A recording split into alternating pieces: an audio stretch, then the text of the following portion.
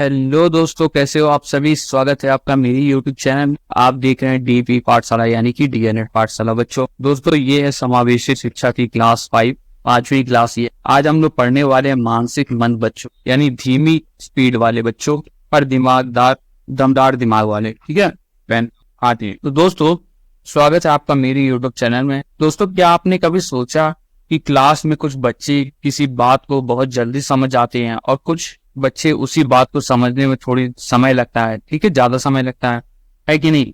सबकी अपनी अपनी स्पीड होती है अलग अलग। जैसे इंटरनेट कनेक्शन होता है, किसी का 5G होता है, किसी का 4G, किसी का 2G, किसी का वाईफाई होता है, उसी तरीके से। ठीक है, तो मानसिक मंद बच्चों के बारे में पढ़ेंगे। जो लोग नए हैं उन लोग को मैं बता देता हूँ कि स्वागत है आपका मेरी यूट्यूब चैनल में। आप देख रहे हैं डीपी पाठशाला यानी कि डीएलएड पाठशाला। हम डीएलएड बीटीसी के सभी विषय बिल्कुल ही मुफ्त और बिल्कुल ही आसान भाषा में पढ़ाते हैं। चाहे आप हिंदी मीडियम के हो या फिर इंग्लिश मीडियम के, उससे फर्क नहीं पड़ता बच्चों, क्योंकि हम आपको पढ़ाते हैं इंग्लिश और हिंदी दोनों ही भाषाओं में, ताकि आपको हर टॉपिक्स अच्छे से समझ में आ सके। अगर आप ढूंढ रहे हो कि डीएलएड के सभी विषयों के सटीक, सरल और पूरी तरीके से नोट्स आधारित वीडियोस, तो आप बिल्कुल सही चैनल पे आ गए हो। चैनल को सब्सक्राइब कर दें, वीडियो को लाइक कर दें, बेल आइकन दबाना ना भूलें और हमारे टेलीग्राम चैनल DLED_ पाठशाला को ज्वाइन कर लें। वहां पे हम नोट्स, प्रिंट आउट वाले नोट्स, हर तरह के नोट्स हम देते रहते हैं। ठीक है, आइए बच्चों स्टार्ट करते हैं आज का क्लास। उससे पहले हम लोग रिवाइज कर लेते हैं कि पिछली लास्ट क्लास में हमने क्या क्या पढ़ा था। ठीक है, तो जस्ट फॉर रिविजन, हमने कल पढ़ा था दृष्टिबाधित बच्चों के बारे में। ठीक है, पेन उठाते हैं आधे। तो दृष्टिबाधित बच्चे यानी विजुअली हैंडीकैप चिल्ड्रन के। ठीक है,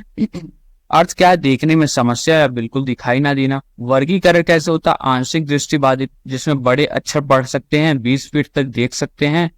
दूसरा होता है गंभीर पूर्ण दृष्टिबाधित यानी ब्रेन लिपि से पढ़ते हैं। ठीक है, सब यंत्रों का उपयोग करते हैं। दृष्टि क्षमता 20/200 होती है। ठीक है, पहचान क्या है, भारत सरकार के अनुसार दृष्टि पूरी तरीके से खो चुके हैं। दृष्टिबाधित 6/60 या फिर 20/200 से अधिक ना हो। सीमित दृष्टि क्षेत्र है। ठीक है, लक्षण क्या है, सिर दर्द, आंख मलना, वस्तुएं पास ले जाना, आंखों से पानी, खुजली और दर्द। ठीक है, विशेषताएं क्या होती है बच्चों, मानसिक योग्यता समान, प्रत्ययों का विकास स्पर्श अनुभव से, भाषा संबंधी दोष नहीं। ठीक है, समाज में कम स्वीकार्यता प्राप्त, मतलब समाज वाले लोग कम स्वीकार करते हैं ऐसे लोग। शिक्षा ब्रेन लिपि द्वारा होती है। ठीक, कारण क्या, वंशानुक्रम यानी हेरिडिटरी, माता पिता से आता, वातावरण यानी एटमॉस्फियर। महत्वपूर्ण क्या है, राष्ट्रीय दृष्टि दिव्यांग सशक्तिकरण संस्थान जो आपका देहरादून में है। व्हाइट किंग डे जो आपका 15 अक्टूबर को मनाया जाता है। ठीक है, छड़ी के रूप में। इसके अलावा हमने वाणी बाधित देखा यानी वाक दोष यानी स्पीच इम्पेयरमेंट। इसमें क्या है, बोलने में रुकावट या बोली गई बात को ना समझ आना। ठीक, प्रकार क्या, उच्चारण दोष, हकलाना, आवाज की समस्या, अंगीय वाणी दोष, कम सुनने से वाणी की समस्या और देर से बोलने का विकार। ठीक, पहचान क्या है, कक्षा में पहचानना, हकलाने वालों का परामर्श और शारीरिक दोष से पहचानना। ठीक है, इसके अलावा कारण क्या है, वंशानुक्रम और वातावरण सेम होगी। फिर हमने पढ़ा स्वबाधित यानी हियरिंग इम्पेयरमेंट। इसमें क्या होता है, सुनने की क्षमता का नष्ट। प्रकार या दोष, शाकलीय, बाहरी, मध्यकारी, मध्यकर्क में खराबी। ठीक है, संवेदनिक, अंदरूनी कान में चोट लग गई। ठीक है, बीमारी, खसरा हो गया, गलसुआ आदि। मिश्रित यानी लंबे समय तक का संक्रमण है। ठीक, केंद्रीय, तांत्रिक या मस्तिष्क में समस्या, सुन पा जाते हैं लेकिन समझ नहीं पाते हैं कि वो क्या बोल रहा है। प्रक्रियात्मक यानी मनोवैज्ञानिक कारण होता है। ठीक है, उसके अलावा वर्गीकरण हमने देखा डेसिबल में, तो कम बाधित 27 से 40, मंद बाधित आपका 41 से 55, गंभीर बाधित आपका 56 से 70 dB, पूर्व गहन बाधित आपका 71 से 90 dB। ठीक है, लक्षण क्या है, व्यवहार एक सा ना रहना, होठ हाव भाव देखकर समझना, बड़बड़ाना, धीरे बोलना, ध्वनि पर ध्यान ना देना और सिर झुकाकर सुनना। ठीक है, ये सारे आपके लक्षण थे। इसके अलावा पहचान क्या है, गले कान में घाव, वाणी दोष, चिड़चिड़ापन, भाषा का कम विकास, जोर से बोलना और सीमित शब्दावली। विशेषताएं क्या होती है, इनकी भाषा अधिक प्रभावित होती है, प्रशिक्षित से शिक्षा संभव होता है, बौद्धिक स्तर ऊंचा पर उच्च शैक्षिक उपलब्धि नहीं है, चिंता शक्ति समान, मानसिक विकास समान, संचार समस्याओं में सामाजिक अंतर, क्रिया कम, व्यक्तित्व प्रभावित। ठीक है, पर्सनालिटी भी आपकी प्रभावित। इसके अलावा महत्वपूर्ण क्या है, इसमें सांकेतिक भाषा का प्रयोग होता है, सुनने की क्षमता प्रायः 60 dB या इससे अधिक बाधित होती है। ठीक है, तो ये थी हम लोग की लास्ट क्लास। आशा करता हूँ आपको क्लास अच्छी लगी होगी। पिछली क्लास आते हैं आज की क्लास में, ठीक है। तो नमस्ते मेरे प्यारे बच्चों, पिछले पार्ट में हमने दृष्टि बाधित, वाणी बाधित और श्रवण बाधित बच्चों के बारे में जाना था, ठीक है। और आज हम कुछ और खास तरह के बच्चों के बारे में सीखेंगे जो सीखने में थोड़ी धीमी गति के होते हैं, जिन्हें कुछ खास तरह की दिक्कतें होती हैं। इन्हें मानसिक मंद बच्चे यानी मेंटली रिटायर्ड चिल्ड्रन कहते हैं, ठीक है बच्चों। आते हैं आज की क्लास में मानसिक मंद बच्चे, ठीक है। तो बच्चों आज हम बात करने वाले हैं ऐसे ही कुछ अलग स्पीड वाले बच्चों की, इन्हें हम कहते हैं मानसिक मंद यानी मेंटली रिटायर्ड बच्चे। ये बच्चे कोई एलियन नहीं होते हैं, बल्कि इन्हें बस थोड़ा सा एक्स्ट्रा प्यार चाहिए, एक्स्ट्रा अटेंशन चाहिए होता और सही तरीके से सिखाने की जरूरत होती। मैं हूं आपका दोस्त, आपका होस्ट डीपी पाठशाला से, और आज हम इन खास बातों बच्चों को समझेंगे ताकि हम उन्हें बेहतर तरीके से सपोर्ट कर सकें। ये टॉपिक आपका बहुत शानदार रहने वाला है, क्योंकि मैं भी तो हम सब कभी कभी स्लो लर्नर बन जाते हैं, ठीक है। तो अपनी कॉपी किताब निकाल लीजिए, ठीक है, पेन निकाल लीजिए, क्योंकि ये क्लास आपकी समावेशी शिक्षा की super duper entertaining mind game class होने वाली है, ठीक है। तो देखते हैं पहला मानसिक मंदता क्या है, ठीक। मानसिक मंद बच्चे के बारे में, ठीक है। तो यानी दिमाग का अलग वायरिंग जो होती है वही, ठीक है। तो देखो मानसिक मंदता जो है, मेंटली रिटार्डेशन का मतलब है सामान्य या औसत एवरेज से कम मानसिक आयु यानी मेंटल एज या योग्यता, ठीक है। इसका मतलब क्या हुआ देखिए इसका मतलब होता है दोस्तों कि सामान्य या औसत, सामान्य यानी नॉर्मल, औसत यानी एवरेज में से कम मानसिक आयु यानी मेंटल एज या योग्यता। अगर कोई बच्चा है उसकी जो मेंटल एज है वो उसके सामान्य वाले बच्चों या फिर उसके एवरेज वाले बच्चों से कम है, तो उसी को हम मानसिक मंदता कहते हैं, ठीक है। क्या कहते हैं? मानसिक मंदता, ठीक है। ऐसे बच्चे की बुद्धि लब्धि जो IQ है वो 70 से कम होती है, ठीक है। ये वे बच्चे होते हैं जिनका बौद्धिक स्तर यानी इंटेलेक्चुअल लेवल सामान्य बच्चों से कम होता है और उनकी अलग अलग मानसिक शक्तियां यानी मेंटल एबिलिटीज कम विकसित होती है, ठीक है। देखिए ऐसे बच्चों की जो बुद्धि लब्धि यानी IQ होती है बच्चों, वो 70 से कम होती है, ठीक है। जैसा आपके फोन का स्टोरेज कम है तो कैसे ऐप धीमी धीमी चलती है, ठीक है ना, स्टोरेज फुल हो जाता है। फोटो वीडियो आजकल लड़कियां देखते हो 50 फोटो खींचती रहती हैं एक एक चीज में, ठीक है। तो क्या होता है, फोन का स्टोरेज कम हो जाता है तो स्पीड उनकी धीरे हो जाती है। तो वैसे ही ये भी बच्चे होते हैं, इनका जो बौद्धिक स्तर जो होता है इंटेलेक्चुअल, वो तो सामान्य होता है, बौद्धिक स्तर जो होता है वो सामान्य बच्चों से थोड़ा कम होता है और उनकी अलग अलग मानसिक शक्तियां यानी मेंटल एबिलिटीज कम विकसित होती है, ठीक है। मानसिक दृष्टि से अगर मेंटली देखा जाए तो ये सब पिछड़े बच्चों को मंद बुद्धि बच्चे यानी मेंटली रिटायर्ड चिल्ड्रन, अल्प बुद्धि यानी लो इंटेलिजेंस, विकल बुद्धि यानी इम्पेयर्ड इंटेलिजेंस, पिछड़े हुए बैकवर्ड या मोड़ यानी डल बच्चे कहते हैं भी कहा जाता है, ठीक है। तो मानसिक दृष्टि से ये सारे इनके नाम हो सकते हैं। मानसिक दृष्टि से पिछड़े बच्चों को मंद बुद्धि, अल्प बुद्धि, विकल बुद्धि, पिछड़े हुए या मोड़ यानी डल बच्चे भी कहते हैं, ठीक है। इसके अलावा मंद बुद्धि बच्चे मोड़ इसलिए उनमें सोचने यानी थिंकिंग, समझने यानी अंडरस्टैंडिंग और विचार करने की शक्ति कम होती है, ठीक है, ठीक है। तो मंद बुद्धि बच्चे आपके मूड होते हैं, ठीक है। देखिए दोस्तों, मंद बुद्धि बच्चे मूड होते हैं, इसीलिए उनमें सोचने यानी थिंकिंग, समझने यानी अंडरस्टैंडिंग और विचार करने यानी रीजनिंग की शक्ति थोड़ी कम होती है। जैसे कोई पुरानी फिल्म पॉज करके देख रहे हो वैसे ही, ठीक है। तो यही आपका क्या है, ये आपका मानसिक मंदता और मानसिक मंद के वाले बच्चे यानी मूड जो होते हैं यानी मेंटली रिटायर्ड चिल्ड्रन, अल्प बुद्धि, विकल्प बुद्धि या मंद बुद्धि, ये सारी चीजें कहा जाता है, ठीक है। समझ में आया बच्चों कि मानसिक मंदता क्या है? समझ में आया आप लोग को? ठीक है, आगे बढ़ते हैं, ठीक है। ऐसे बच्चों की IQ क्या होती है? 70 से कम होती है, याद रखिएगा, ठीक है। चला जाए आगे और फिर आगे पढ़ते हैं मंद बुद्धि बच्चों की पहचान क्या होती है, क्या क्या पहचान होती है, किससे पहचाना जाए कि ये मंद बुद्धि है, ठीक है। तो डिटेक्टिव बनो, पहचानो, identification of mentally retired children, ठीक है। तो हम इन बच्चों को, अब आप कहेंगे सर कि आप कैसे पहचानोगे कि कौन सा बच्चा मानसिक मंद है? घबराओ मत बच्चों, इसके भी तरीके होते हैं। पहला है, मंद बुद्धि बच्चे ज्यादातर हर काम को देर से करना सीखते हैं, ठीक है। तो वो हर काम को देर से करना सीखते हैं। जैसे छोटा बच्चा चलने सीखता है ना, तो कोई जल्दी नहीं सीखता है, हर कोई धीरे धीरे करके सीखो। स्टार्टिंग में मंद बुद्धि लोग होते हैं, ठीक है। इसकी बुद्धि लब्धि यानी IQ 70 से कम होती है, वही चीज जो हमने पढ़ा। तीसरा है, इनमें संवेगात्मक अस्थिरता यानी इमोशनली इनस्टेबिलिटी होती है, यानी ये जल्दी गुस्सा हो सकते हैं या डर सकते हैं, ठीक है। जैसे आपका बैटरी लो हो तो फोन हैंग करने लगता है, वैसे ही आपका ये भी होते हैं, मतलब संवेगात्मक अस्थिरता यानी इनस्टेबिलिटी हो जाती है, जल्दी से गुस्सा हो जाते हैं, ठीक है, डर भी लगता है इनको हर तरह का चीज, तो अस्थिर होते हैं इमोशनली। इनमें आत्मविश्वास यानी सेल्फ कॉन्फिडेंस की कमी होती है। क्या होती है? सेल्फ कॉन्फिडेंस की, आत्मविश्वास की कमी होती है। ऐसे बच्चे अमूर्त चिंतन यानी एब्स्ट्रैक्ट थिंकिंग, जो एब्स्ट्रैक्ट थिंकिंग क्या होता है? एब्स्ट्रैक्ट मतलब जो चीज हम देख नहीं सकते हैं, ठीक है, या छू नहीं सकते, उसको एब्स्ट्रैक्ट कहते हैं। जो चीज सामने ना हो उसके बारे में सोचते हैं, ठीक है, और नई परिस्थितियों में समायोजन यानी एडजस्ट स्थापित नहीं कर पाते हैं, ठीक है। तो ऐसे बच्चे क्या हो गए? ऐसे बच्चे अमूर्त चिंतन यानी जो चीज सामने में ना हो उसके बारे में सोचते हैं और नई परिस्थितियों में समायोजन यानी एडजस्टमेंट स्थापित नहीं कर पाते हैं। जैसे कोई पुरानी मशीन नए सॉफ्टवेयर पर काम नहीं कर पाती है, वैसे ही, ठीक है।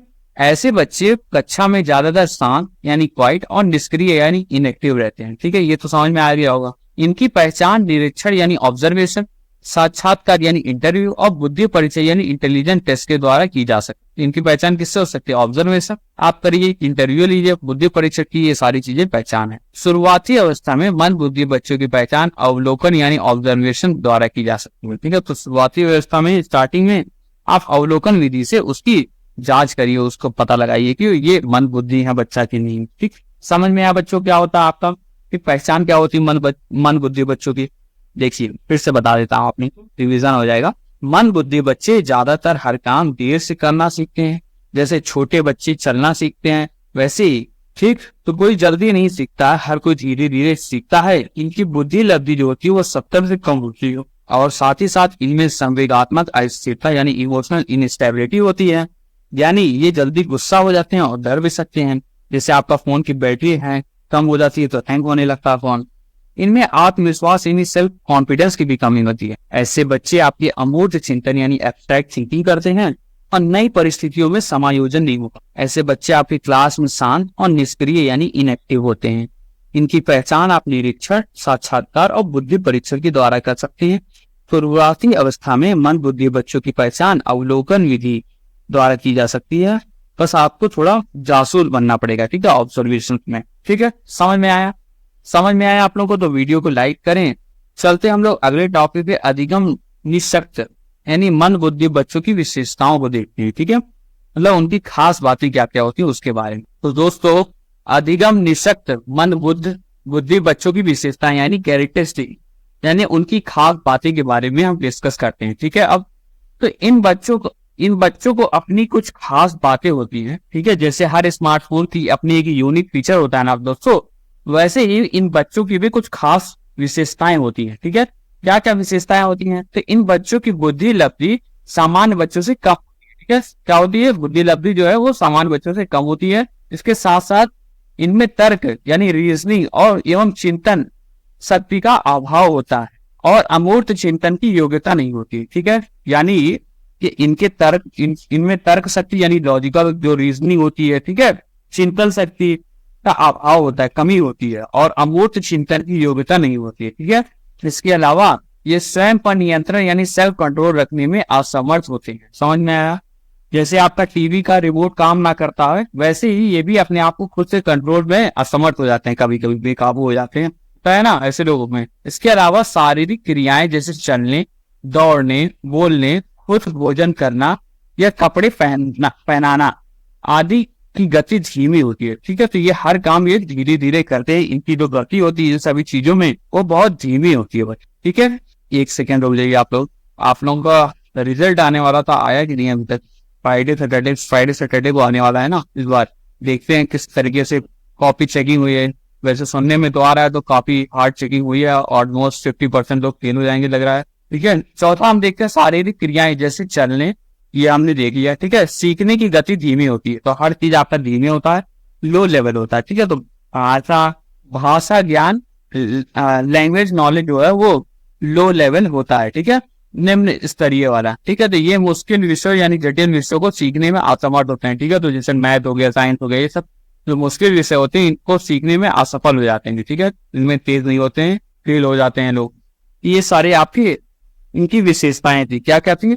देखिए, इन बच्चों को बुद्धि लब्धि सामान्य बच्चों से कम होती है, पहली बात। दूसरी क्या है कि इनमें तर्क और चिंतन शक्ति का अभाव होता है। और अमूर्त चिंतन की योग्यता नहीं होती। इसके साथ साथ वे स्वयं और पर नियंत्रण यानी सेल्फ कंट्रोल रखने में असमर्थ होते हैं, जैसे आपका टीवी का रिमोट काम ना करे वैसे ही। इसके अलावा शारीरिक क्रियाएं जैसे चलना, दौड़ना, बोलना, खुद भोजन करना आदि, कपड़े पहनाना आदि की गति धीमी होती है। ठीक है, सीखने की गति भी धीमी होती है और भाषा ज्ञान जो है वो निम्न स्तरीय होता है। ठीक है, यानी लो लेवल होता है। इसके साथ साथ जो अंतिम हमने पढ़ा कि ये मुश्किल विषयों यानी जटिल विषयों को सीखने में असमर्थ होते हैं। जैसा कोई आपका क्वांटम फिजिक्स होता है ना, आपको कोई क्वांटम फिजिक्स समझाए तो अक्कड़ बक्कड़ बम्बे बोल बिना आती हो अगर उस बंदे को उसको क्वांटम फिजिक्स पढ़ा दिया जाए तो वो क्या समझेगा, तो कुछ समझ में नहीं आएगा। तो उसी तरीके से जटिल विषयों को सीखने में असमर्थ होते हैं। ठीक है, आगे बढ़ते हैं बच्चों। समझ में आया आप लोगों को? ये समझ में आया तो लाइक करें वीडियो को। ठीक है, आगे चलते हैं, हम लोग पढ़ते हैं लेखन अयोग्यता। ठीक है, ये क्या होता है? तो लेखन अयोग्यता यानी लिखने का जो झोल हो वही। तो दोस्तों कुछ बच्चों को लिखने में भी दिक्कत होती है, इसे हम कहते हैं लेखन संबंधी अयोग्यता। ठीक है, योग्यता नहीं, अयोग्यता। ठीक है, तो लेखन संबंधी अयोग्यता को आपका डायस्ग्राफिया, ठीक है, डिस्ग्राफिया कहते हैं। ठीक है, तो डिस्ग्राफिया जो है आपका का मतलब होता है खराब लेखन यानी बैड हैंड राइटिंग या ठीक से ना लिख पाना। ठीक है, इनके कारण हो सकते हैं आपका हाथ, हथेली या उंगली संबंधी गड़बड़ियां, चोट लगी हो, छोटा हो कुछ उंगली या और भी कुछ 2 उंगली जुड़ी हो आपकी, होता है ना कुछ की 6 उंगलियां होती हैं, तो उस उंगलियां, हथेली या हाथ में कुछ गड़बड़ी हो। इसके अलावा मस्तिष्क यानी ब्रेन संबंधी कुछ गड़बड़ियां हो, उसकी वजह से भी ये सारी चीजें होती है। समझ में आया दोस्तों? देखिए, डिस्ग्राफिया जो है इसका मतलब होता है खराब लेखन यानी बैड हैंड राइटिंग या ठीक से ना लिख पाना। जैसे किसी ने अपने पैर से लिखा हो, ठीक है, तो पैर से लिखा है तो उसकी भी बैड हैंड राइटिंग होगी। अब कई एक्सेप्शनल केस होते हैं कि भाई पैर से भी लिखने वाले की सुंदर हैंड राइटिंग हो सकती है। ठीक है, कुछ लोग लिखते हैं चिड़िया की टांग जैसा, है कि नहीं? पहले मम्मी लोग, पापा लोग बोलते थे ना ये चिड़िया की राइटिंग, चिड़िया की टांग जैसे हैंड राइटिंग है आपकी, उसी तरीके से इनकी कारण क्या क्या हो सकते हैं कि हाथ और हथेली या उंगलियों संबंधी गड़बड़ियां हो या मस्तिष्क यानी ब्रेन संबंधी कुछ गड़बड़ियां हो। ठीक है, समझ में आया आपको? समझ में आया बच्चों? आगे चला जाए और फिर आगे चलते हैं, पढ़ते हैं अधिगम अक्षमता के बारे में। ठीक है, अधिगम अक्षमता यानी लर्निंग डिसेबिलिटी। ठीक है, यानी सीखने की खास दिक्कत, जो सीखने की आपकी खास दिक्कत हो, सीखना यानी लर्न आपका अधिगम। ठीक है, अधिगम अक्षमता जो है आपका का मतलब होता है सीखने में आने वाली खास दिक्कतें। ये आपकी कई तरीके की हो सकती है। कौन कौन से, आइए देखते हैं। पहले तो अधिगम अक्षमता जो है, लर्निंग डिसेबिलिटी का मतलब है सीखने में आने वाली खास दिक्कतें। अक्षमता वाले बच्चों के प्रकार होते हैं आपका, पहला सामान्य अधिगम अक्षमता और जटिल अधिगम अक्षमता। सामान्य यानी जनरल लर्निंग डिसेबिलिटी और जटिल यानी कॉम्प्लेक्स लर्निंग डिसेबिलिटी। ठीक है, इतना समझ में आया? आगे बढ़ते हैं, देखते हैं आप निःशक्तता के प्रतिमान यानी मॉडल्स ऑफ डिसेबिलिटी। क्या मॉडल्स होते हैं आपकी डिसेबिलिटी की, यानी निःशक्तता के प्रमुख प्रतिमान क्या हैं? ठीक है, तो पहला आता है मानसिक मंदता। ठीक है, मेंटल रिटार्डेशन। ठीक है, उतना इंपॉर्टेंट नहीं है लेकिन आप याद कर सकते हैं। तो मानसिक मंदता हो गया, चलन निःशक्तता हो गया यानी लोकोमोटर यानी चलने के लिए जो डिसेबिलिटी होती है, पहला मानसिक मंदता यानी मेंटल जो रिटार्डेशन होता है, चलन निःशक्तता यानी लोकोमोटर स्किल्स जो होती है, बौद्धिक निःशक्तता यानी इंटेलेक्चुअल डिसेबिलिटी, और फिर आता है पार्किंसंस डिसीज। ठीक है, यानी पार्किंसन रोग। ठीक है बच्चों, समझ में आया? तो निःशक्तता जो है के प्रतिमान आपके 4 होते हैं, मानसिक मंदता, चलन निःशक्तता, बौद्धिक निःशक्तता और पार्किंसन रोग। ठीक है, आइए अब हम पढ़ते हैं समावेशन के लिए आवश्यक उपकरण के बारे में। ठीक है, आवश्यक उपकरण एवं शिक्षण अधिगम सामग्री यानी विधियां, जो आप सेकेंड सेमेस्टर में भी पढ़ चुके हैं, यानी tools and teaching learning materials, methods of inclusion. ठीक है, जो आपका TLM वगैरह होता है वही चीज है। ठीक है, तो शिक्षा प्रविधियां पहले आती है, शिक्षा प्रविधियां यानी टीचिंग टेक्निक। तो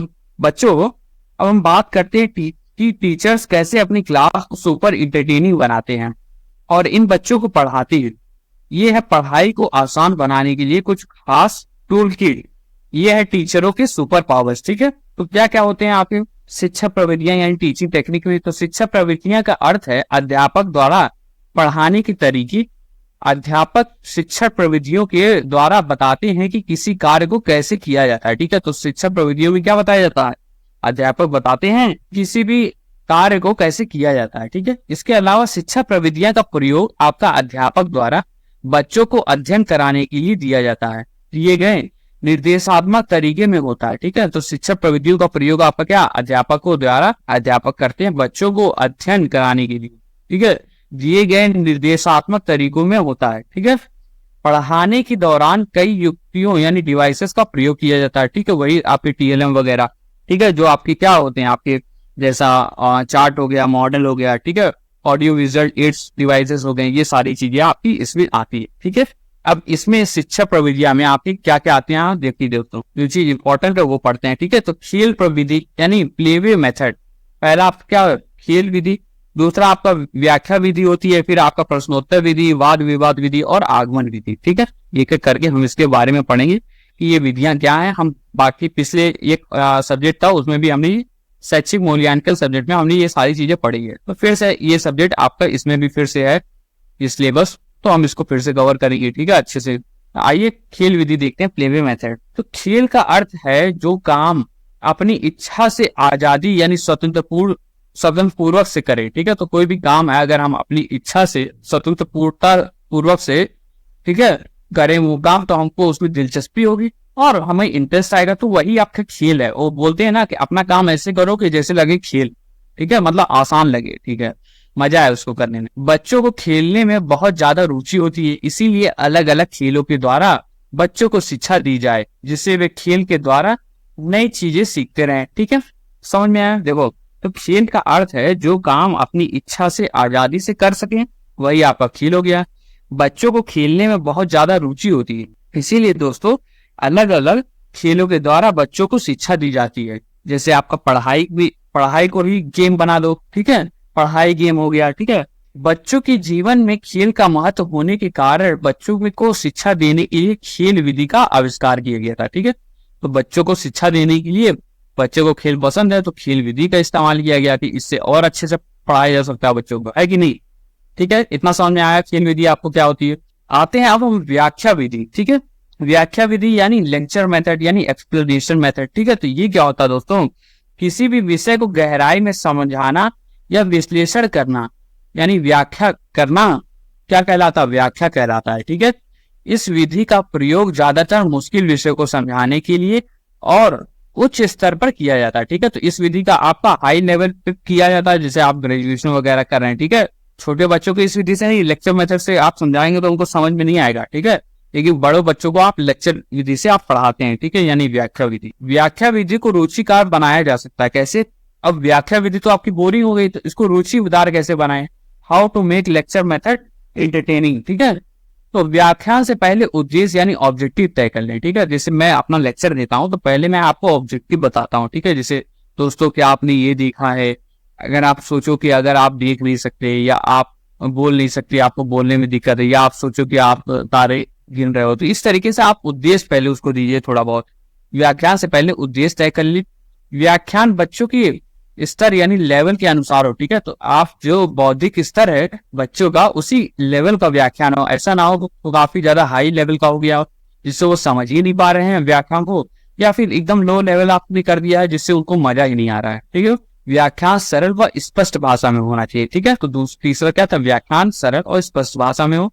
व्याख्यान के बाद अध्यापक रुचि कर प्रश्नों पूछकर देखिए कि बच्चों को समझ आया है कि नहीं। ठीक है, तो व्याख्यान के बाद क्या हो, जब लेक्चर दे दिया जाए तो शिक्षक जो है उसका काम है कि आप रुचि कर यानी इंटरेस्टिंग क्वेश्चन पूछें बच्चों से और उससे पता लगाएं कि बच्चों को वो चीजें समझ में आई है कि नहीं आई है। इसके अलावा पांचवा आपका व्याख्यान को प्रभावी बनाने के लिए चित्रों, पिक्चर्स, मॉडल व उदाहरणों जैसे एग्जाम्पल का प्रयोग करें। ठीक है, तो व्याख्यान लेक्चर को और इंटरेस्टिंग बनाने के लिए और प्रभावशाली शक्तिशाली बनाने के लिए, जिससे बच्चे उसको याद रख सकें, समझ सकें, तो आप चित्र का इस्तेमाल कीजिए, मॉडलों का इस्तेमाल करिए, एक उदाहरण यानी एग्जाम्पल दीजिए। ये सारी आपकी व्याख्यान विधि को रुचिकर बनाने के मेथड थे। ठीक है, तो व्याख्यान विधि समझ में आई बस। तो आपको देखिए, किसी विषय को गहराई से समझाना व्याख्यान कहलाता है।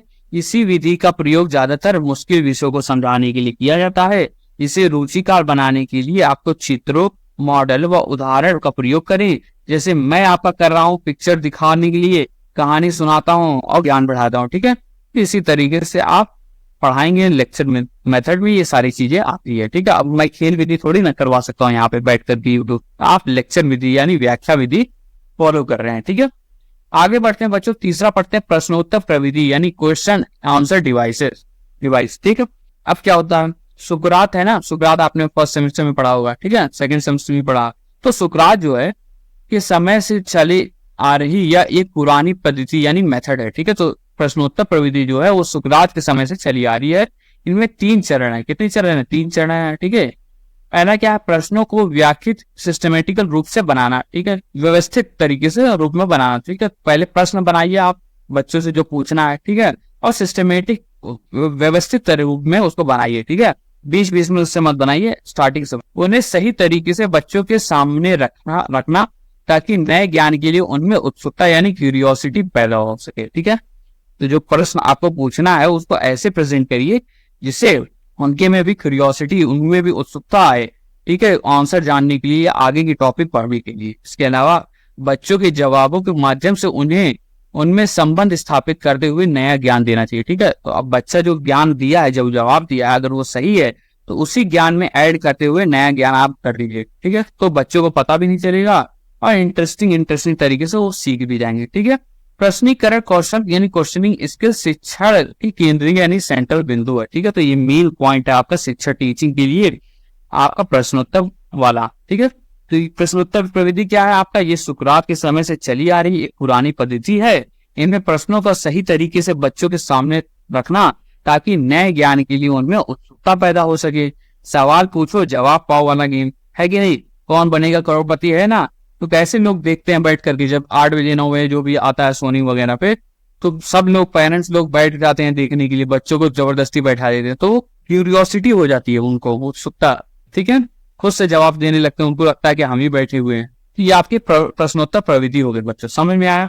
आगे चलते हैं वाद विवाद यानी डिबेट टेक्निक। ठीक है, तो हर विद्यालय में आजकल ये करिकुलर एक्टिविटीज होती है जो वाद विवाद प्रविधि होती है। ठीक है, तो किसी विषय पर चर्चा यानी डिस्कशन के लिए 2 पक्ष होते हैं। ठीक है, कौन, तो वाद विवाद जो विधि है यानी डिबेट टेक्निक, तो इसमें क्या होता है, किसी विषय पर चर्चा यानी डिस्कशन के लिए 2 पक्ष होते हैं आपके। ठीक है, उनके अलग अलग विचार होते हैं। ठीक है, और दोनों पर चर्चा के बाद एक नतीजा यानी निष्कर्ष निकाला जाता है। इस विधि को वाद विवाद विधि कहते हैं। ठीक है, तो वाद विवाद की विधि क्या होती है, जैसे आपका जैसे डिमोनेटाइजेशन हुआ, ठीक है, नोटबंदी हुई।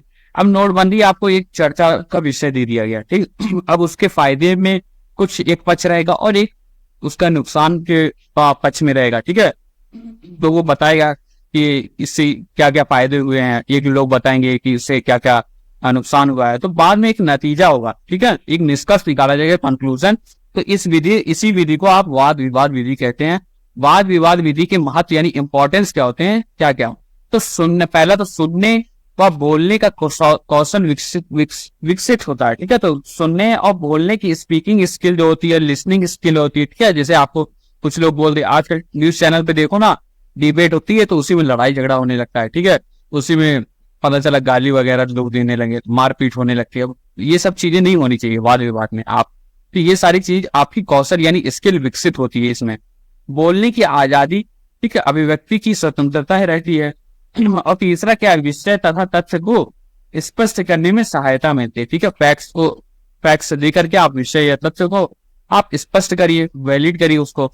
मानसिक विकास के लिए उपयोगी है और जिज्ञासाएं शांत होती है, नए ज्ञान की वृद्धि होती है। ठीक है, ये सारी वाद विवाद विधि की महत्व थी। क्या क्या है, तो ये सारी वाद विवाद विधि की महत्व थी। क्या क्या है, तो वाद विवाद विधि जो आपकी, ये किसी विषय पर चर्चा के लिए 2 पक्ष होते हैं, दोनों की चर्चा के बाद एक नतीजा निकाला जाता है। इससे सुनने व बोलने का कौशल यानी स्किल, बोलने की आजादी और मानसिक विकास होता है। बहस करो पर अच्छी बहस करो। ठीक है, जैसे न्यूज चैनल पर होती है ना वैसे ही, और यहाँ के न्यूज चैनल में फाइट वगैरह होने लगती है कि नहीं, फैक्ट्स नहीं होते हैं तो फैक्ट्स टू फाइट नहीं हो, ये सारी चीजें। ठीक है, आगे चलते हैं आगमन विधि यानी इंडक्टिव मेथड के बारे में। तो आगमन विधि क्या, अपनी लास्ट विधि है। ठीक है, तो आगमन विधि के बारे में बच्चों हम देखते हैं। तो इनमें जब बच्चों के सामने नए कई तथ्य यानी फैक्ट्स, उदाहरण यानी एग्जाम्पल, वस्तुएं यानी ऑब्जेक्ट प्रस्तुत की जाती है, इसके बाद बच्चों से खुद उसका निष्कर्ष यानी कंक्लूजन निकालने के लिए कहा जाता है, तो यह शिक्षण विधि आगमन विधि कहलाती है। ठीक है, तो बच्चों को कोई चीज समझा रहे हैं, अब उसमें आप फैक्ट्स दीजिए, एग्जाम्पल दीजिए, ठीक है, वस्तुओं का प्रयोग करिए और फिर लास्ट में बच्चों से कहिए कि आप इसका निष्कर्ष निकालिए कि आपने क्या सीखा। ठीक है, क्या चीज सही है आप बताइए। तो ये आपकी क्या है, ये आपकी आगमन विधि। आगमन विधि जो है वो विशिष्ट से सामान्य की ओर यानी स्पेसिफिक टू जनरल और मूर्त से अमूर्त की ओर यानी कंक्रीट टू अब्स्ट्रैक्ट ले जाने वाली होती। साथ ही यह विश्लेषण से संश्लेषण यानी एनालिसिस टू सिंथेसिस ले जाती है। ठीक है, तो आगमन विधि समझ में आया बच्चों। देखिए इनमें क्या होता है, बच्चों के सामने कई उदाहरण प्रस्तुत किए जाते हैं और फिर बच्चों से खुद उनकी निष्कर्ष यानी कंक्लूजन निकालने के लिए कहा जाता है। ये विशिष्ट से सामान्य की ओर और मूर्त से अमूर्त की ओर ले जाने वाली विधि है। जैसे पहले क्या होता है कि पहले आम दिखाओ और फिर पूछो कि बताओ कि ये फल है। ठीक है, यानी पहले आम दिखा दिया आपने, फिर उसको आप बता रहे हैं कि ये फल है, ये सब्जी नहीं है, ये फल है। तो ये आपका क्या होगा, ये आपका विशिष्ट से सामान्य की ओर होगी। ठीक है, पहले रियलिटी फिर थ्योरी एक तरीके से। ठीक है, समझे बच्चों, आगमन विधि समझ में आया। तो ये आपकी 5 क्या थी, ये आपके 5 शिक्षण प्रविधियां थी, खेल विधि, व्याख्या विधि, प्रश्नोत्तर प्रविधि, वाद विवाद प्रविधि और आगमन विधि। ठीक है, समझ में आया। समझ में आया बच्चों तो लाइक करें वीडियो को। बता देता हूँ हमारा इंस्टाग्राम dp.pathsala, यहाँ पे हमें फॉलो करें। साथ ही अगर आपको नोट्स चाहिएगा, handwritten notes, print out notes, आप यहाँ पे जाइए टेलीग्राम चैनल DLED_पाठशाला, हमें चैनल को ज्वाइन करिए और वहां पे आपको नोट्स तुरंत मिल जाते हैं। ठीक है, आगे बढ़ते हैं। शिक्षण अधिगम सामग्री का महत्व एवं आवश्यकताएं यानी importance and need of TLM यानी टीचिंग लर्निंग मटेरियल। ठीक है, आजकल आप लोगों की इंटर्नशिप वगैरह हो रही है तो TLM भी जरूरत पड़ती है। ठीक है, होती है कि नहीं। तो शिक्षण अधिगम सामग्री यानी टीचिंग लर्निंग मटेरियल TLM सभी बच्चों की शिक्षा के लिए उपयोगी होता है। पहला, श्रव्य दृश्य साधन बच्चों का ध्यान आकर्षित करते हैं। ठीक है, जो देखने वाले और आवाज वाले ये सारे जो साधन होते हैं उससे क्या होता है, बच्चा जो होता है वो आकर्षित होता है उसको नया चीज देख करके। ज्ञान को ठोस रूप यानी स्थूल रूप यानी कॉन्क्रीट फॉर्म में प्रस्तुत करते हैं। ठीक है, तो ज्ञान को ठोस रूप में जिससे वो परमानेंट हो जाए इस तरीके से प्रस्तुत किया जाता है। शिक्षण सामग्री के प्रयोग से बच्चों को कई प्रकार की क्रियाएं करने का अवसर यानी अपॉर्चुनिटी मिलती है। ठीक है, तो शिक्षण सामग्री का प्रयोग करके बच्चों को कई तरीके की क्रियाएं करने का मौका मिलता है। ठीक है, जैसे बोलना हो गया, प्रश्न पूछना, वाद विवाद करना, ये सारी चीजें आपकी अपॉर्चुनिटीज में आ गई। तीसरा है, शिक्षण सामग्री के प्रयोग से कठिन से कठिन पाठ्य सामग्री को आसान से समझाया जा सकता है। ठीक है, तो जो डिफिकल्ट चैप्टर है उसको आप शिक्षा सामग्री से आप अच्छे से उसको आसान भाषा में उसको समझा सकते हैं। ठीक है, एग्जाम्पल वगैरह दे करके। ठीक है, समझ में आया। आगे बढ़ जाए, आगे चलो। शिक्षा सामग्री के द्वारा बच्चों को पाठ सरल, रोचक तथा मनोरंजक तरीके से समझाया जा सकता है। ठीक, शिक्षा सामग्री के द्वारा बच्चों को नई शब्दों यानी वोकैबुलरी में वृद्धि होती है। इसके साथ साथ शिक्षण सामग्री का प्रयोग करने से शिक्षण में कुशलता यानी एफिशिएंसी आती है। ठीक है, समझ में आया बच्चों की नहीं? समझ में आया। देखो फिर से आपको बता देता हूँ। तो शिक्षण अधिगम सामग्री का महत्व एवं आवश्यकता क्या क्या है। तो शिक्षण अधिगम सामग्री यानी TLM सभी बच्चों की शिक्षा के लिए उपयोगी होता है, सबसे बड़ा यूजफुल है। ठीक है, श्रव्य दृश्य साधन बच्चों का ध्यान आकर्षित करके ज्ञान को ठोस रूप में प्रस्तुत करते हैं। जो दिखाई देता है वो बिकता है, जो दिखता है वही बिकता है। ठीक है, तो जो दिखता है वो बिकता है और जो दिखता है वो सीख भी जाता है। ठीक है, विजुअल लर्निंग वो है ना, एक सेंटेंस है कि visual learning is the best learning. ठीक है, अगर आप कोई चीज देख करके आप दृश्य या श्रव्य के माध्यम से उसको देख करके समझ रहे हो, सीख रहे हो, तो वो बेस्ट लर्निंग है, वो जल्दी आप भूलोगे नहीं। जैसे आप पिक्चर देख लिए, मूवी देख लिए। ठीक है, आजकल क्लासेस में स्मार्ट क्लास वगैरह लगती है। ठीक, इनके प्रयोग से कठिन पाठ्य सामग्री को आसानी से समझाया जा सकता है। ठीक है, इसके अलावा शिक्षण सामग्री के द्वारा बच्चों को पाठ सरल, रोचक तथा मनोरंजक तरीके से समझाया जा सकता है, जैसे कि मेरी क्लास है। ठीक है, हम देखो कितने अच्छे से समझाते हैं आपको। ठीक है, समझ में आया बच्चों? समझ में आया आप लोगों को? समझ में आया तो वीडियो को लाइक करें, कमेंट्स करना ना भूलें। ठीक है, आगे चलते हैं, पढ़ते हैं अभिवृत्ति के बारे में यानी एटीट्यूड के बारे में। ठीक है, यानी नजरिए का जादू। ठीक है, तो अभिवृत्ति जो है दोस्तों, अभिवृत्ति का मतलब होता है कि व्यक्ति का दृष्टिकोण यानी किसी पर्सन का व्यू पॉइंट क्या। ठीक है, जैसे किसी का कूल एटीट्यूड होता है। ठीक है, कोई बच्चा कूल होता है, तो किसी का आपका गुस्सैल एटीट्यूड होता है। ठीक है, हमेशा गुस्से में रहता है। एटीट्यूड तो सब में होता है, बस सही होना चाहिए, ठीक है। एटीट्यूड आपका पॉजिटिव भी होता है, निगेटिव भी होता है, ठीक है। डिपेंड करता है आपको, आपके पास कौन सा एटीट्यूड है। तो अभिवृत्ति का अर्थ है व्यक्ति का दृष्टिकोण यानी पर्सन व्यू पॉइंट, व्यक्ति का वह दृष्टिकोण जिसके कारण वह किसी वस्तु, व्यक्ति यानी पर्सन, संस्थान यानी इंस्टीट्यूशन, परिस्थितियों यानी सिचुएशंस, योजना यानी प्लान आदि के प्रति किसी खास तरह के व्यवहार करता है, उसे हम अभिवृत्ति कहते हैं यानी एटीट्यूड कहते हैं, ठीक है। अभिवृत्ति के निर्माण में व्यक्ति के व्यवहार के प्रत्यक्ष ज्ञान यानी परसेप्चुअल, भावनात्मक यानी इमोशनल, प्रेरक यानी मोटिवेशनल और क्रियात्मक यानी एक्शन ओरिएंटेड जैसे कई पक्ष शामिल होते हैं, ठीक है। देखिए बच्चों, व्यक्ति का वह दृष्टिकोण जिसके कारण वह किसी वस्तुओं, व्यक्तियों, संस्थानों, परिस्थितियों, योजनाओं आदि के प्रति किसी खास तरह का व्यवहार करता है, उसे हम अभिवृत्ति यानी एटीट्यूड कहते हैं। समझ में आया एटीट्यूड क्या होता है, ठीक है। और एटीट्यूड के अब कैरेक्टरिस्टिक्स यानी विशेषताएं के बारे में देखते हैं कि क्या विशेषताएं होती है एटीट्यूड की। 2-3 टॉपिक अभी और बचा है, ठीक है। अभिवृत्ति की कैरेक्टरिस्टिक देखते हैं बच्चों। अभिवृत्ति का संबंध किसी वस्तु, परिस्थिति, योजना आदि के प्रति व्यक्ति के व्यवहार से होता है। मतलब कि अभिवृत्ति का संबंध क्या होता है, कोई भी वस्तु को, कोई भी व्यक्ति को, कोई भी परिस्थिति आ जाए, तो वो कोई भी योजना हो, ठीक है, तो उस पर वो व्यक्ति किस तरीके से रिस्पॉन्स कर रहा है, क्या वो हड़बड़ा रहा है, किस तरीके से वो ले रहा है अपनी परेशानियों को, अपनी परिस्थितियों पे कहते हो वो हैंडल कर रहा है, ये सारी चीजें उसकी अभिवृत्ति में आती है यानी एटीट्यूड में आती है, ठीक है। अभिवृत्ति जो है धनात्मक यानी पॉजिटिव और निगेटिव दोनों हो सकती है, ठीक है। अभिवृत्ति अनुभव यानी एक्सपीरियंसेस के द्वारा विकसित होती है, ठीक है। तो एटीट्यूड जो है वो धीरे धीरे जब आप बड़े होते हो उस तरीके से आपका विकसित होता है। अभिवृत्ति कैसी, वैसे तो स्थायी यानी परमानेंट प्रकृति की होती है, फिर भी समय समय पर इनमें परिवर्तन होता रहता है, ठीक है। पहले कुछ और एटीट्यूड लोगों का रहता है, फिर बाद में बदलता रहता है धीरे धीरे। अभिवृत्ति व्यक्तिगत यानी इंडिविजुअल होती है, ठीक है, सबकी अपनी अलग अलग इंडिविजुअल अभिवृत्ति होती है। अभिवृत्ति व्यक्ति के वास्तविक यानी पर्सनालिटी के विभिन्न पक्षों से संबंधित होती है, ठीक है। तो जिस तरीके की पर्सनालिटी रहेगी व्यक्ति की, उसी तरीके से उसका एटीट्यूड होगा। अभिवृत्तियां व्यक्ति के व्यवहार को सार्थक यानी मीनिंगफुल रूप में प्रभावित करती है, ठीक है। समझ में आया अभिवृत्तियां की क्या क्या खासियत होती है, विशेषताएं क्या होती हैं। देखो बच्चों, अभिवृत्तियों का संबंध किसी वस्तु, परिस्थिति आदि के प्रति व्यक्ति के व्यवहार से होता है कि किस तरीके से व्यक्ति व्यवहार करता, बिहेव करता है उस कंडीशन में, उस सिचुएशन में, उस व्यक्ति के साथ या उस वस्तु के साथ, ठीक है। अभिवृत्ति धनात्मक यानी पॉजिटिव और निगेटिव भी हो सकती है। पॉजिटिव सोचो पॉजिटिव होगा, एकदम आपका लॉ ऑफ अट्रैक्शन की तरह, ठीक है। लॉ ऑफ अट्रैक्शन जानते हो कि नहीं आप लोग, 11th-12th में आपने पढ़ा होगा, ठीक है। अभिवृत्ति अनुभव यानी एक्सपीरियंसेस के द्वारा विकसित होती है।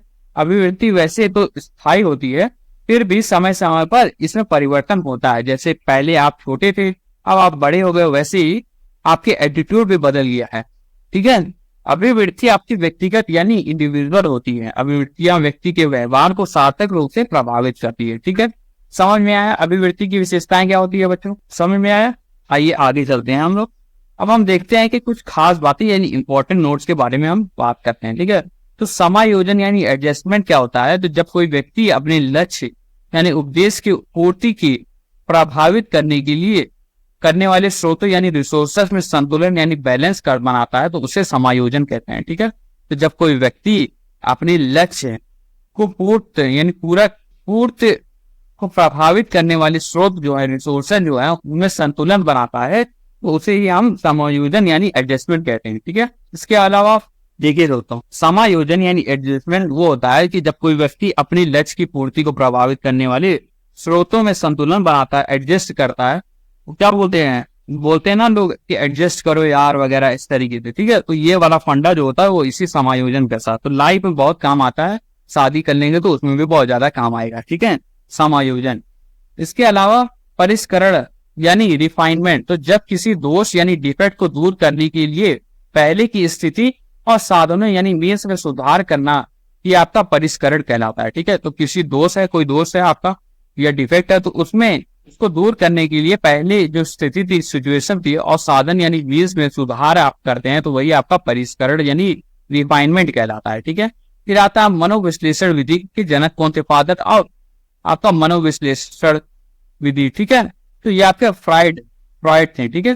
कृत्रिम अंगों के निर्माण कौन थे, ठीक है, तो आपका कौन थे, प्रोस्थेसिस कहलाता है। ठीक है, देखो सिगमंड फ्रॉड जो होते हैं ये आपके दिमाग के डॉक्टर थे, मन की बात वाले। ठीक है, मनोविश्लेषण विधि के जनक इनको कहा जाता है। ठीक है, इसके साथ साथ जो कृत्रिम अंगों का निर्माण जो था वो प्रोस्थेसिस कहलाता है। ठीक है, इसके अलावा शरीर के आधे से ज्यादा भाग में रुक रुक कर होने वाली गति अक्षमता को लकवा यानी पैरालिसिस कहते हैं। ठीक है, तो पैरालिसिस क्या होता है, तो शरीर में आधे से ज्यादा भाग में रुक कर होने वाली गति अक्षमता को आपका लकवा यानी पैरालिसिस कहा जाता है। इसके अलावा शरीर के अंग में असंतुलित गति को शारीरिक अक्षमता यानी फिजिकल डिसेबिलिटी कहते हैं। ठीक है बच्चों, समझ में आया ये सारी चीजें, इंपॉर्टेंट नोट्स था। आगे बढ़ते हैं, पढ़ते हैं हम लोग लास्ट टॉपिक अपना, थोड़ा बड़ा हो सकता है। ठीक है, ये तो 5-6 स्लाइड का। ठीक है, ये लास्ट टॉपिक आपका अधिगम जांचने के लिए आपके क्या क्या टूल्स वगैरह होती है, ये सारी चीजें। ठीक है, तो समावेशन के लिए आवश्यक उपकरण, ठीक है, क्या उपकरण होते हैं, और शिक्षण अधिगम सामग्री विधियां यानी tools and teaching learning materials and method of for inclusion. ठीक है, इसमें हम पढ़ेंगे अधिगम जांचने के लिए आवश्यक टूल एवं तकनीक के बारे में। ठीक है, कौन कौन से टूल होते हैं, कौन कौन सी टेक्निक होती है अधिगम को जांचने के लिए। ठीक है, तो दोस्तों बच्चे ने कितना सीखा ये कैसे पता चलेगा, इसके लिए कुछ जांच के तरीके होते हैं। जैसे किसी गेम का स्कोर चेक करते हैं, वैसे ही आपका इसका भी स्कोर चेक किया जाता है। ठीक है, उसके लिए आपका पहले होते हैं वुंड विलहेल्म वुंड ने 1879 में आपका लीपजिंग यानी जर्मनी में पहली मनोवैज्ञानिक प्रयोगशाला यानी साइकोलॉजिकल लेबोरेटरी खोली थी। उन्होंने बुद्धि के मापन यानी मेजरमेंट ऑफ इंटेलिजेंस का प्रयास किया और माना कि जिसमें केंद्रीय ज्ञान ये सेंट्रल नॉलेज जितना ज्यादा होगा तो उतना ही कुशाग्र बुद्धि यानी शार्प विटेड होगा। ठीक है, तो दोस्तों जो वुंड थे विलहेल्म वुंड, उन्होंने 1879 में आपका जर्मनी के लीपजिंग में पहली मनोवैज्ञानिक प्रयोगशाला खोली थी।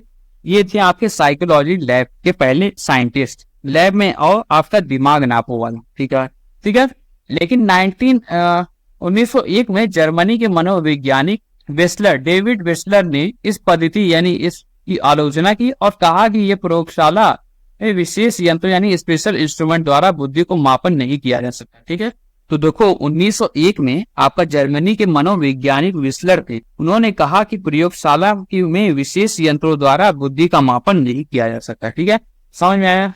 अब हम आते हैं एल्फ्रेड बीन और बुद्धि परीक्षण के बारे में। हमने ये शैक्षिक मूल्यांकन चैप्टर में सब्जेक्ट में पढ़ा है। ठीक है, एल्फ्रेड बीने और बुद्धि परीक्षण के बारे में। ठीक है, तो दोस्तों एल्फ्रेड बीनेट जो है सबसे पहले बुद्धि परीक्षण यानी इंटेलिजेंस टेस्ट का निर्माण 1905 में किया। इसलिए एल्फ्रेड बीने को बुद्धि परीक्षण का पिता या जन्मदाता कहा जाता है, यानी फादर ऑफ इंटेलिजेंस टेस्ट कहा जाता है एल्फ्रेड बीने को, याद रखिएगा। ठीक है, उदाहरण पेरिस में कई बच्चे नगर महापालिका द्वारा चलाए जा रहे पाठ्यक्रम में पीछे क्यों हैं, इसका पता लगाने के लिए बीने ने अपने साथी यानी दोस्त साइमन की मदद से अलग अलग आयु के बच्चों के लिए 1905 में एक बुद्धि परीक्षण बनाया। इसके आधार पर उन्होंने बताया कि पेरिस के स्कूलों में जो पाठ्यक्रम चल रहा है वो बच्चों के स्तर के लिए अनुकूल यानी सुटेबल नहीं है। ठीक है, समझ में आया बच्चों। इसके साथ ही साथ 1911 में बीने और साइमन ने मिलकर अलग अलग आयु यानी 15 वर्ष तक के बच्चों के लिए अलग अलग प्रभावशाली यानी क्वेश्चन तैयार किया। ठीक है, क्वेश्चन आंसर वगैरह वाला तैयार किया।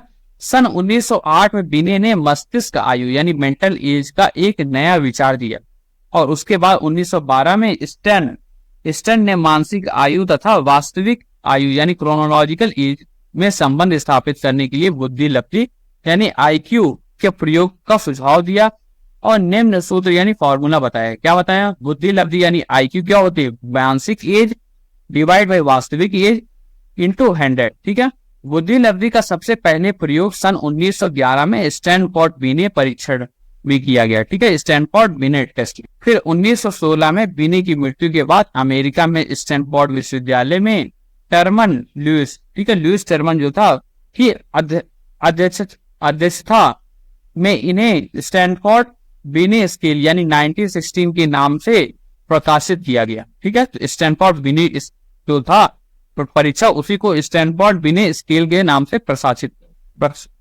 कर दिया गया। ठीक है, समझ में आया बच्चों कि एल्फ्रेड बीने बुद्धि परीक्षण क्या था। ठीक है दोस्तों, फिर से हम आपको बता देते हैं 1901 में जो जर्मनी के मनोवैज्ञानिक थे डेविड विल्सन ने कहा था कि प्रयोगशाला में विशेष यंत्रों के द्वारा बुद्धि का आपका मापन नहीं किया जा सकता। ठीक है, इसके बाद क्या हुआ, 1905 में एल्फ्रेड बिने बुद्धि परीक्षण हुआ। ठीक है, तो एल्फ्रेड बिने ने सबसे पहले बुद्धि परीक्षण का निर्माण 1905 में किया, इसीलिए उन्हें बुद्धि परीक्षण का पिता यानी जमदाता यानी फादर ऑफ इंटेलिजेंट टेस्ट कहा जाता है। ये थे आपके आईक्यू टेस्ट के असली इन्वेंटर। बिने ने अपने साथी साइमन यानी जो साइमन थे उनकी मदद से अलग अलग आयु के बच्चों के लिए बुद्धि परीक्षण बनाया। सन 1908 में बिने ने मानसिक आयु यानी मेंटल एज का एक नया विचार दिया। उसके बाद 1912 में विलियम स्टर्न ने मानसिक आयु तथा वास्तविक आयु यानी क्रोनोलॉजिकल ऑर्डर एज में आपका फॉर्मूला दिया। संबंध स्थापित करने के लिए एक बुद्धि लब्धि यानी इंटेलिजेंस कोटेंट यानी आईक्यू का प्रयोग का सुझाव दिया और सूत्र बनाया आपका बुद्धि लब्धि इज इक्वल टू मानसिक आयु डिवाइड बाय वास्तविक आयु, ठीक है, इंटू 100। ठीक है, बुद्धि लब्धि का सबसे पहले प्रयोग आपका सन 1916 में स्टैनफोर्ड बिने परीक्षण में किया गया। साथ ही साथ आपका 1916 में बिने की मृत्यु के बाद अमेरिका में टर्मन लुइस की अध्यक्षता में इसे स्टैनफोर्ड बिने स्केल यानी 1916 के नाम से प्रकाशित कर दिया गया था। ठीक है, समझ में आया आपको एल्फ्रेड बिने वाला, समझ में आया बच्चों? आगे चलते हैं हम लोग वास्तविक एज के बारे में पढ़ते हैं। वास्तविक एज क्या है यानी क्रोनोलॉजिकल एज क्या होता है। ठीक है, तो देखो दोस्तों, किसी बच्चे या व्यक्ति की वास्तविक आयु यानी क्रोनोलॉजिकल एज वह होती है जो उसकी बुद्धि परीक्षा देते समय होती है, यानी उसकी असली उम्र। ठीक है, तो जो असली उम्र होती है जन्म से लेकर के अभी तक की जो उम्र होती है वही आपकी क्या है, वास्तविक आयु यानी क्रोनोलॉजिकल एज है। सभी व्यक्तियों में 16 वर्ष तक बुद्धि का विकास पूरा हो जाता है। ठीक है, 16 के बाद बुद्धि का विकास नहीं होता, 16 वर्ष तक बुद्धि की विकास होता है। इसीलिए 16 वर्ष से अधिक आयु के व्यक्तियों का वास्तविक आयु 16 ही मानी जाती है। ठीक है, परीक्षण के लिए। ठीक है, तो अगर आपका 16 वर्ष से अधिक आयु वाले व्यक्तियों की अगर वास्तविक आयु अगर है तो 16 तो वो मानी ही जाती है, उसके ऊपर जो आपका रहेगा वो रहेगा। सुविधा की दृष्टि से 15 दिन से ज्यादा दिनों पर पूरे महीना मान लिया जाता है। यानी उदाहरण जैसे 6 वर्ष 3 माह 8 दिन है, तो इसको क्या लिखा जाएगा, इसको 6 वर्ष 3 महीना ही माना जाएगा। ठीक है, क्योंकि आपका 8 दिन है। अगर यह 15 दिन होता है या 15 दिन से ज्यादा हो जाता, 15 दिन से ज्यादा हो जाता तो इसको पूरा महीना मान लिया जाता है। ठीक है, तो 6 वर्ष 3 महीना 16 दिन है, तो ये 6 वर्ष आपका 4 महीना हो गया। ठीक है, तो 15 वाला आपका राउंड ऑफ हो जाता है। क्या होता है, राउंड ऑफ हो जाता है। ठीक है, 15 से ज्यादा अगर है तो वो 1 माह उसको मान लेते हैं। ठीक है, समझ में आया? देखो बच्चों, वास्तविक आयु किसी बच्चा या व्यक्ति की वास्तविक आयु वह होती है जो उसकी बुद्धि परीक्षण देते समय यानी उसकी असली उम्र होती है। ठीक, उम्र होती है उसकी पासपोर्ट वाली जो उम्र होती है वही। सभी व्यक्तियों में 16 वर्ष तक का बुद्धि का विकास पूरा हो जाता है, इसीलिए 16 वर्ष से अधिक आयु की व्यक्तियों की वास्तविक आयु 16 वर्ष ही मानी जाती है परीक्षण के लिए। ठीक है, मानसिक आयु क्या होता है, मेंटल एज। तो किसी बच्चे या व्यक्ति की मानसिक आयु का अर्थ उसके बौद्धिक विकास की सीमा यानी लिमिट ऑफ इंटेलेक्चुअल डेवलपमेंट से है। यानी मनोवैज्ञानिक ने प्रयोग द्वारा बताया कि यदि कोई सामान्य बच्चा अपनी आयु के अनुसार उतनी ही मानसिक क्रियाएं करता है जितनी उनकी आयु के लिए है, तो उसकी वास्तविक आयु भी उसके मस्तिष्क आयु के या आधार वर्ष जो बेस ईयर है वही कहलाता है। ठीक है, यदि बच्चा अपने से ज्यादा उम्र के बच्चे के प्रश्न को सही उत्तर देता है तो वह उसकी आयु मानसिक आयु या लाभ आयु यानी क्रेडिट एज होगी। ठीक है, इसके अलावा लेकिन यदि वह अपनी आयु के प्रश्नों को उत्तर सही ढंग से नहीं दे पाया तो उसकी मानसिक आयु उसकी वास्तविक आयु से कम होगी। ठीक है, उसे सीमंत आयु यानी टर्मिनल ईयर कहते हैं। मानसिक आयु इज इक्वल टू आधार वर्ष प्लस लाभ आयु। देखो बच्चों, समझाता हूं आपको फिर से। ठीक है, मानसिक आयु जो होता है वो किसी बच्चे या व्यक्ति का मानसिक आयु का अर्थ है तो उसके बौद्धिक विकास की सीमा से। ठीक है, यानी दिमाग की उम्र जो होती है वो आपका मानसिक आयु होती है। ठीक है, मानसिक आयु इज इक्वल टू क्या होता है, आधार वर्ष प्लस लघु आयु। ठीक है, जैसे देखो अगर कोई बच्चा है, ठीक है, वो अपने सामान वाले बच्चों या उसके एवरेज वाले बच्चों के साथ जो वो क्वेश्चन सॉल्व कर रहा है वही क्वेश्चन वो भी जवाब दे रहा है उसका, तो उसकी जो मानसिक आयु वो उसके बराबर है। ठीक है, उस वर्ष के बराबर है। जैसे मान लो 8 साल का बच्चा है, ठीक है, और 8 साल का और भी कोई बच्चा है। अब 8 साल के बच्चे का जो क्वेश्चन करो और वो आंसर जवाब दे, ठीक है, तो भाई उसका तो 8 साल का ही आपका मानसिक आयु है। अगर वो धीरे धीरे बढ़ा दो, जैसे आपने कोई मिल गया मूवी थी ना, वो क्रिस का जो प्रीवियस वर्जन था, ठीक है, कोई मिल गया ही था आई थी, तो उसमें क्या था, उसमें उस बच्चे की हाई आईक्यू थी, ठीक है, उसके मानसिक जो एज था, मेंटल एज जो थी वो बहुत ज्यादा थी, ठीक है। तो उसमें क्या था, वो बड़े बच्चों के भी कुछ सवालों का जवाब दे देता था, ठीक है, तो वो उसकी ज्यादा हो गई, क्रेडिट एज हो गई आपकी, ठीक है। और मानसिक आयु इक्वल टू आधार वर्ष प्लस लघु आयु, ठीक है। समझ में आया बच्चों? समझ में आया तो वीडियो को लाइक करें। अब आगे बढ़ते हैं हम लोग परीक्षा के लिए संक्षिप्त नोट यानी ब्रीफ नोट्स हम लोग देख लेते हैं। अब हम आता है बटाटा वड़ा जैसे गरम गरम वो फटाफट याद रखने वाले फैक्ट्स जो आपको एग्जाम में काम आएंगे। ये नोट्स आपका एकदम मैजिक मंत्र की तरह है जो आपके एग्जाम में जरूर काम आएगा, ठीक है। तो मेंटल रिटार्डेड चिल्ड्रन जो होता है आपका मानसिक मंद बच्चे, अर्थ क्या है, सामान्य औसत से कम मानसिक आयु, योग्यता यानी बुद्धि लब्धि IQ 70 से कम होती है, ठीक है, बौद्धिक स्तर सामान्य से कम है। अन्य नाम मंद बुद्धि, अल्प बुद्धि, विकल बुद्धि, ये सारी चीजें, ठीक है। पहचान क्या है, कार्य देर से करते हैं, IQ 70 से कम होता है, संवेगात्मक अस्थिरता होती है, आत्मविश्वास की कमी होती है, ठीक है।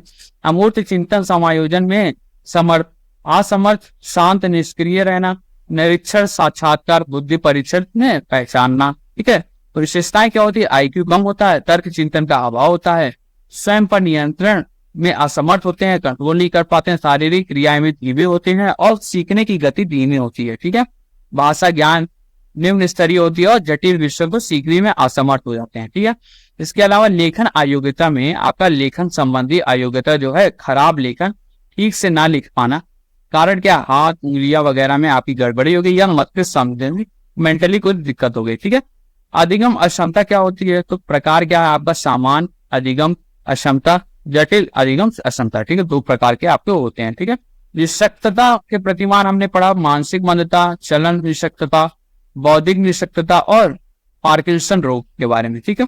फिर हमने पढ़ा समावेशन के लिए आवश्यक उपकरण एवं शिक्षण अधिगम सामग्री या विधियां। तो शिक्षण प्रविधियां पढ़ने के तरीके देखें, खेल विधि, अपनी इच्छा से सीखना, रुचि आधारित, ठीक है, व्याख्यान विधि, वो व्याख्या करके पढ़ाइए रुचि बनाकर, ठीक है। प्रश्नोत्तर विधि आपकी सुकरात प्रविधि जो कहलाती है, ठीक है, प्रश्नों द्वारा नए ज्ञान देना, 3 चरण में प्रश्नीकरण कौशल शिक्षण का केंद्र बिंदु है, ठीक है। वाद विवाद प्रविधि जो वाद विवाद होता है, और आगमन विधि यानी उदाहरण तथ्यों से निष्कर्ष निकलवाना बच्चों से, ठीक है। शिक्षण अधिगम सामग्री जो TLM का महत्व क्या होता है, तो बच्चों का ध्यान आकर्षित, ज्ञान को ठोस रूप से प्रस्तुत करना, बच्चों को क्रियाओं के अवसर प्रदान करना, बोलना, प्रश्न पूछना, ठीक, कठिन पाठ्य सामग्री को आसानी से समझाना, पाठ को सरल रोचक मनोरंजन बनाना और नए शब्दों में वृद्धि करना और एवं शिक्षण में कुशलता लाना, ठीक है। अभिवृत्ति यानी एटीट्यूड क्या होता है, एटीट्यूड व्यक्ति का दृष्टिकोण जिसके कारण वह व्यक्ति व किसी वस्तु, व्यक्ति, संस्था, परिस्थिति के प्रति विशेष व्यवहार करता है, वही आपका अभिवृत्ति कहलाती है, ठीक है। इसके अलावा विशेषताएं क्या होती है, तो व्यवहार से संबंध धनात्मक ऋणात्मक हो सकती है, ठीक है, यानी पॉजिटिव और निगेटिव भी हो सकती है। तो अनुभव द्वारा विकसित होती है और स्थायी परंतु परिवर्तनशील है, व्यक्तिगत है, व्यक्ति से संबंधित है, व्यवहारों को प्रभावित करती है, ठीक है। अधिगम जांचने के लिए आवश्यक टूल्स क्या होते हैं, तो पहले मनोवैज्ञानिक प्रयोगशाला वोंड ने 1879 में लीप्जिग यानी जर्मनी में खोली थी। बुद्धि परीक्षण के पिता आपका एल्फ्रेड बीने है, 1905 में पहला बुद्धि परीक्षण दिया। मानसिक आयु का प्रत्यय बीने ने 1908 में दिया। बुद्धि लब्धि IQ का सूत्र जो है स्टर्न ने 1912 में दिया। IQ का पहला प्रयोग आपका 1916 में स्टैनफोर्ड बीने परीक्षण में टर्मन ने प्रकाशित किया, ठीक है। वास्तविक एज क्या होता है, CA, ठीक है, क्रोनोलॉजिकल एज बुद्धि परीक्षा देते समय जो असली उम्र होती है पासपोर्ट वाली वही होती है। 16 वर्ष से अधिक आयु की व्यक्ति की CA जो है 16 वर्ष मानी जाती है। बुद्धि विकास 16 वर्ष तक पूरा होता था, ठीक है।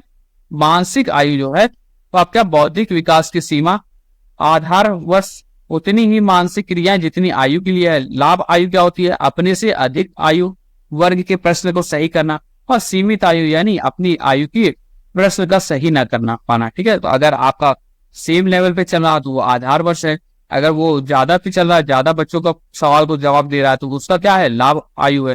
और सीमित आयु क्या है, अगर वो कम कर रहा है, ठीक है, अपने से भी नहीं कर पा रहा है, अपनी आयु के प्रश्न सही नहीं कर पा रहा है, ठीक है, वो सीमंत आयु हो गया। तो एम में क्या है, एम में मानसिक आयु आपका आधार वर्ष प्लस लघु आयु, ठीक है, तो आधार वर्ष और लघु आयु, ठीक है।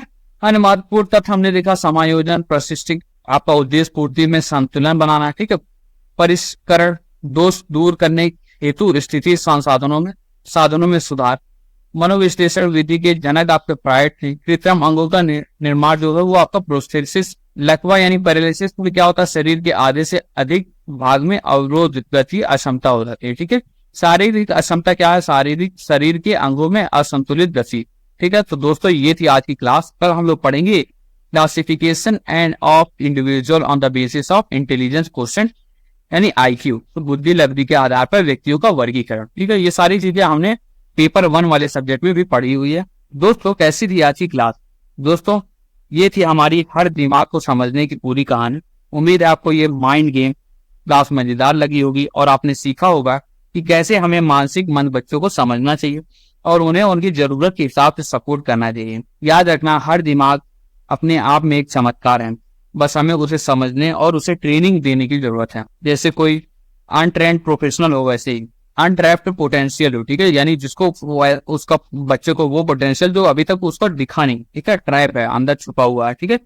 अगर आपको ये वीडियो पसंद आया तो इसे लाइक करना मत भूलना, अपने दोस्तों के साथ शेयर करो, खास करके जो DLED वाले हैं और हाँ जो शिक्षा के इस महत्वपूर्ण विषय को समझना चाहते। और हाँ एक बात और, DP पाठशाला यानी DLED पाठशाला को सब्सक्राइब करना बिल्कुल मत भूलना, क्योंकि हम ऐसे ही मजेदार तरीके से आपको पढ़ाते रहेंगे और आपकी पढ़ाई को ब्लॉकबस्टर मूवी बनाएंगे। मिलते हैं हम लोग अगली क्लासेस में, तब तक के लिए बढ़ते रहिए और हाँ हमेशा याद रखना है कि ज्ञान की रोशनी सब तक पहुंचे, यही हमारी सच्ची जीत है।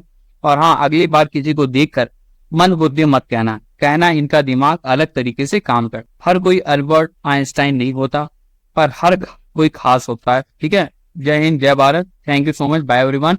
प्लेलिस्ट की और सारी वीडियो देखने के लिए यहाँ पे क्लिक करें, ठीक है, साइड में। Thank you so much, bye bye.